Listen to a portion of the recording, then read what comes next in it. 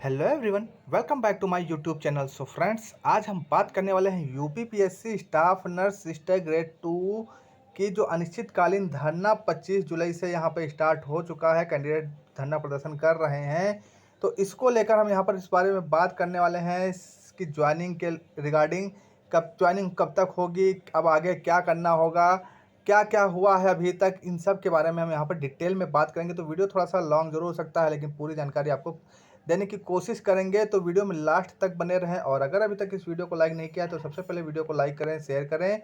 Channel पर नए हैं या फिर चैनल को सब्सक्राइब नहीं किया है तो चैनल को सब्सक्राइब करके बेल के आइकन को प्रेस करना बिल्कुल भी ना भूलें। तो फ्रेंड्स, चलते हैं अपडेट की तरफ। तो सबसे पहले आपको बता देना चाहते हैं फ्रेंड्स कि जो UP PSC staff nurse sister grade 2 का जो आप लोगों से आवेदन लिया गया था, उसके बाद जो आवेदन आप लोगों ने कर दिया, फाइनली 3 अक्टूबर आपकी जो है एग्ज़ाम की डेट निश्चित की गई। एग्ज़ाम आप लोगों ने 3 अक्टूबर को दे दिया। उसके बाद यहाँ पर काफ़ी वेट करना पड़ा रिजल्ट के लिए भी। स्टार्टिंग में ही आपको रिजल्ट के लिए भी काफ़ी वेट करना पड़ा, और फाइनली जो है आपका रिजल्ट जनवरी में जाकर रिलीज हुआ। 4 जनवरी को आपका रिजल्ट यहाँ पर घोषित किया गया।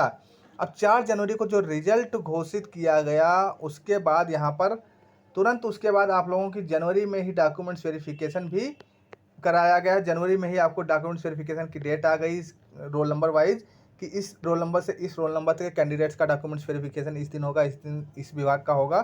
सारी चीज़ें यहाँ पे डॉक्यूमेंट्स वेरिफिकेशन भी जनवरी में ही करा लिया गया। उसके बाद यहाँ पर बोला गया कि जल्द ही आप लोगों की ज्वाइनिंग मार्च तक हो जाएगी। मार्च तक ज्वाइनिंग होने के चांस लगाए थे, कयास यही था सभी का कि मार्च तक ज्वाइनिंग हो जाएगी।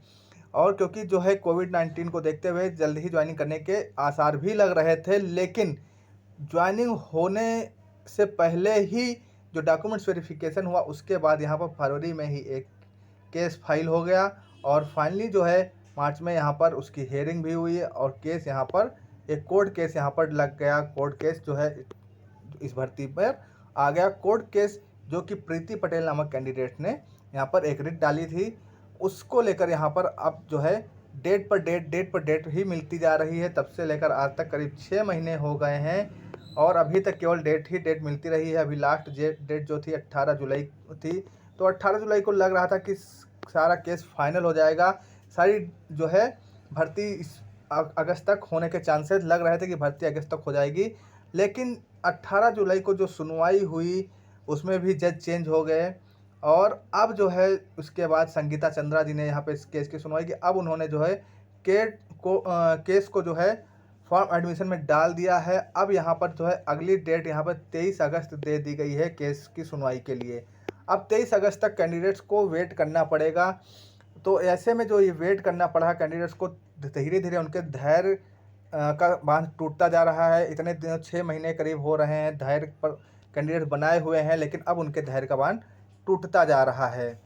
तो यहाँ पर आप लोगों को ये बताना चाहते हैं कि सबसे पहले ये चीज़ ये जान लीजिए कि यूपी में आधे से अधिक भर्तियाँ जो होती हैं कोर्ट केस के बाद ही होती हैं। ये तो यहाँ का एक नियम सा बन गया है कि अगर कोई भर्ती होगी तो बिना कोर्ट केस के क्लियर नहीं होगी, और अगर क्लियर भी होगी तो कम से कम कोर्ट केस होने के बाद 1 साल 2 साल कितना लग जाए इसका भी कोई भरोसा नहीं है। ये कोर्ट केस ऐसे हो गए हैं यूपी में कि भर्ती स्टार्ट हुई, कोर्ट केस तुरंत चालू हो जाता है।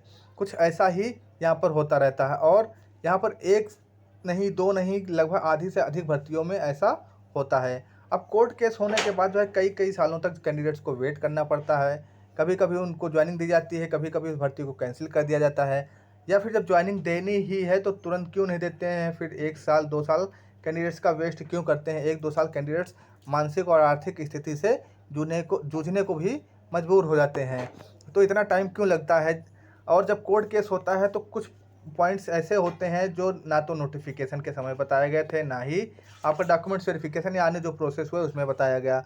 अब जो विज्ञापन जारी किया जाता है वो इसीलिए जारी किया जाता है कि उसमें हर एक पॉइंट, हर एक चीज़ अच्छे से क्लियर कर दी जाए, जिससे आगे भर्ती में किसी प्रकार की कोई दिक्कत ना होने पाए।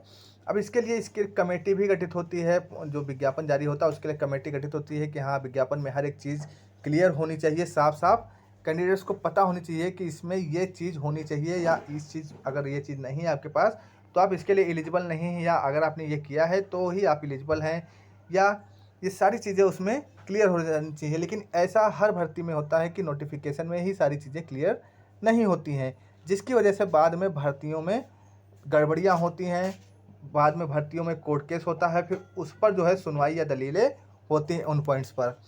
यही कुछ हो रहा है UP PSC staff nurse sister grade 2 के एग्ज़ाम के साथ भी। जो ये भर्ती का विज्ञापन निकाला गया, एग्ज़ाम हो गया फाइनली, उसके बाद डॉक्यूमेंट्स वेरिफिकेशन का प्रोसेस भी करा लिया गया। ज्वाइनिंग की जब बात आई तो ज्वाइनिंग के बाद जो है वहाँ पे जो कोर्ट केस हुआ, अब उसमें जो है काफ़ी चीज़ें निकल कर सामने आ रही हैं। एक तो निकल के आ रहा है कि साइंस साइड वाला एक मैटर निकल के आ रहा है कि हाई स्कूल और इंटर में साइंस साइड नहीं है तो क्या कैंडिडेट्स बाहर होंगे। अगर किसी का एक में हाई स्कूल में नहीं है साइंस साइड और इंटर में है तो क्या वो बाहर होगा या उसको ज्वाइन कराई दी जाएगी, या फिर हाई स्कूल में साइंस साइड है इंटर में नहीं है और जेएनएम बीएससी पीवीएससी किया है तो क्या उसको बाहर किया जाएगा। अब ये चीज़ यहाँ पर निकल कर सामने आ रही है कि साइंस साइड का क्या मैटर है। जैसे किसी का हाई स्कूल में है और इंटर में नहीं है और उसने जेएनएम या पीवीपीएससी किया है, क्योंकि जेएनएम करने के लिए आपका बीएस इंटर में इंग्लिश होना ज़रूरी है। तो अगर इंग्लिश था और ये साइंस साइड नहीं था तो उस जेएनएम तो कर ही सकता है, उसके बाद पीवीपीएससी कर सकता है, किसी प्रकार की कोई दिक्कत नहीं होती है। अब इसमें यहाँ पे अगर इंटर में साइंस साइड नहीं है तो उसका फिर नहीं होगा। ये चीज़ें यहाँ पे क्लियर पहले से क्यों नहीं की गई। और कभी कभी होता है कि हाँ हाई स्कूल का आपका आर्ट साइड से होता है, यानी कि साइंस साइड नहीं होता, और 12th साइंस साइड से है, तो क्या ऐसे में जो हाई स्कूल में साइंस साइड नहीं था क्या उनका नहीं होगा, और वो ऑलरेडी जो है क्लियर कर चुके हैं एग्ज़ाम। अब उसके बाद अगर ये चीज़ें होती हैं तो फिर कैंडिडेट्स के लिए ये बहुत ही बुरी खबर होने वाली है। हालांकि इसके लिए अभी तक कोई फाइनल जो है नोटिफिकेशन नहीं जारी किया गया है, लेकिन ये चीज़ें सवाल जो है केस में भी उठकर आई हैं और जो है इस पर आयोग ने भी कुछ क्वेश्चंस उठाए हैं। अब यहाँ पर उसके बाद जो है ये साइंस साइड वाला एक मैटर हुआ, उसके बाद अभी जो है एक्सपीरियंस सर्टिफिकेट को लेकर भी एक मैटर यहाँ पर आया था कि जो है एक्सपीरियंस सर्टिफिकेट, जैसे कि कोई एनएचएम सीएचओ के थ्रू जॉब कर रहा है या स्टाफ नर्स के थ्रू जॉब कर रहा है, तो क्या दोनों का एक्सपीरियंस सर्टिफिकेट मान्य होगा या नहीं होगा। कुछ लोग बोल रहे हैं कि सीएचओ का नहीं मान्य होगा, कहीं पे बोला जा रहा है कि स्टाफ नर्स का मान्य होगा और सीएचओ का नहीं मान्य होगा, या दोनों का मान्य होगा। ये क्लियर अभी तक नहीं हो पाया है, आयोग ने इसको क्लियर नहीं किया है। जबकि 45 दिनों का जो डॉक्यूमेंट्स वेरिफिकेशन के लिए पुनः टाइम यहाँ पर आयोग ने लिया, उसके बावजूद भी काफ़ी चीज़ें यहाँ पे क्लियर नहीं की गई, फाइलें अभी तक कंप्लीट नहीं हुई हैं। जो जांच या जिस चीज़ के लिए यहाँ पे टाइम मांगा है तो वो कंप्लीट फाइल अभी तक जो है आयोग ने किसी को नहीं सौंपी है। ये सारी चीज़ें अभी भी उसी के पास हैं। तो यहाँ पर कैंडिडेट लगातार परेशान हो रहे हैं, उनका कुछ भी नहीं हो रहा है। अब यहाँ पर इसी समय जो अभी धरना प्रदर्शन हुआ उसमें आयोग ने कई जो है एक अभी बात बोली थी, एक वीडियो भी जारी हुआ था जिसमें वो आयोग के अधिकारी बोल रहे थे कि जो रिजल्ट आएगा, अब वो नए सिरे से रिजल्ट आएगा, उसके बाद ही यहाँ पर उस बेस पर ज्वाइनिंग दी जाएगी। अब जो नए सिरे से रिजल्ट जारी होगा उसमें क्या होगा, कौन कौन से कैंडिडेट्स हटाए जाएंगे, कट ऑफ कम होगी या बढ़ेगी या क्या होगा, इस पर अभी भी संशय बना हुआ है। जो 22 जुलाई को धरना हुआ उसमें ये जो है अधिकारियों द्वारा ये बात बोली गई थी कि हाँ नए सिरे से रिजल्ट आएगा, उसके बाद ही यहाँ पर आपकी ज्वाइनिंग होगी, पुराने रिजल्ट के बेसिस पर आपकी ज्वाइनिंग यहाँ पर नहीं होने वाली है।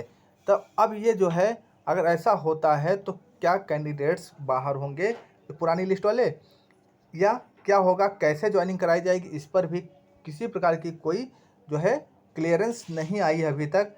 और अधिकारियों द्वारा ये भी बोला जा रहा है कि 23 अगस्त तक हाई कोर्ट ने जो है भर्ती पर रोक लगा रखी है, और इस पर जो कैंडिडेट्स ने उसका एक लिखित पत्र भी मांगा अधिकारियों से कि हाँ आप अगर ऐसा है कोर्ट ने रोक लगाई है तो आप हमें रिटर्न में दिखा दीजिए।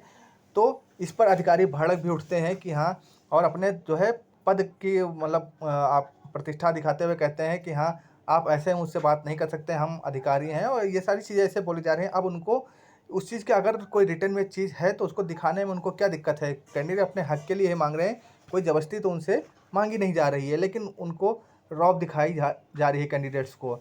ये सारी चीज़ें यहाँ पर हो रही हैं। अब यहाँ पर सबसे बड़ी बात यह है कि काफ़ी सारे कैंडिडेट इसमें ऐसे हैं जो सीएचओ या स्टाफ नर्स की पोस्ट पर जॉब कर रहे थे। अब उनसे यहाँ पर आयोग ने जो डॉक्यूमेंट वेरिफिकेशन के लिए एनओसी भी ले लिया। अब वो ना तो पहली वाली जॉब ज्वाइन कर सकते हैं, जो सोर्स ऑफ इनकम थी वो भी बंद हो गई। सोर्स ऑफ इनकम ना होने की वजह से आर्थिक प्रॉब्लम तो है ही है, साथ में ज्वाइनिंग न होने की वजह से मेंटली जो है प्रॉब्लम यानी मानसिक स्थिति भी कैंडिडेट्स की खराब हो रही है। अब ऐसे में जो मानसिक स्थिति से जूझ रहे हैं और ज्वाइनिंग ना होने से आर्थिक स्थिति से भी जूझ रहे हैं कैंडिडेट्स, तो उनके पास कोई ऑप्शन नहीं बचा है। अब वो सभी कैंडिडेट्स यहाँ पर 25 जुलाई से अनिश्चितकालीन धरना पर बैठे हैं कि जब तक यहाँ पर ज्वाइनिंग नहीं हो जाएगी तब तक हम लोग अनिश्चितकालीन धरना भी करेंगे। और वो शांतिपूर्ण रूप से ही अनिश्चितकालीन धरना भी कर रहे हैं।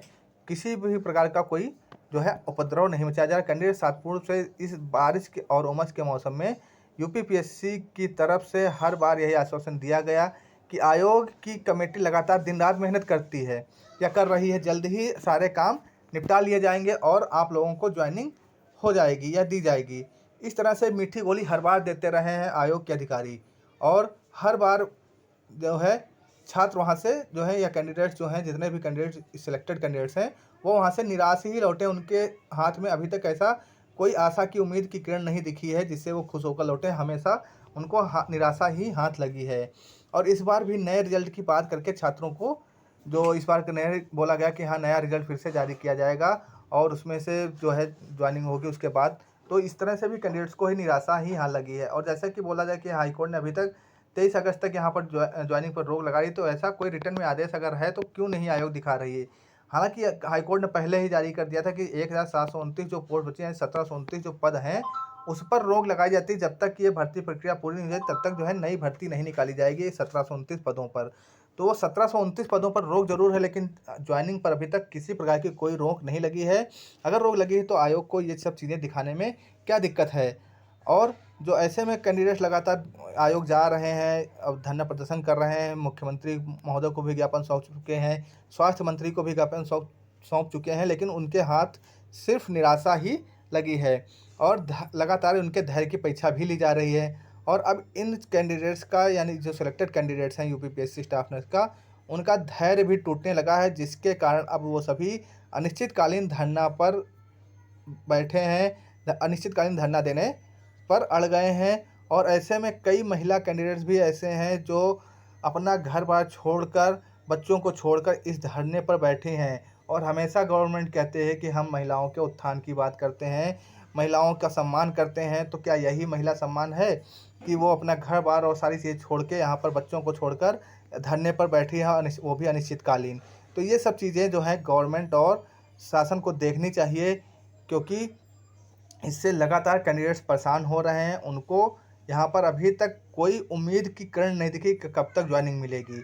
हालांकि 23 अगस्त को जो यहाँ पे सुनवाई होगी उसमें उम्मीद लगाई जा रही है कि कुछ ना कुछ निर्णय निकल कर सामने आएगा।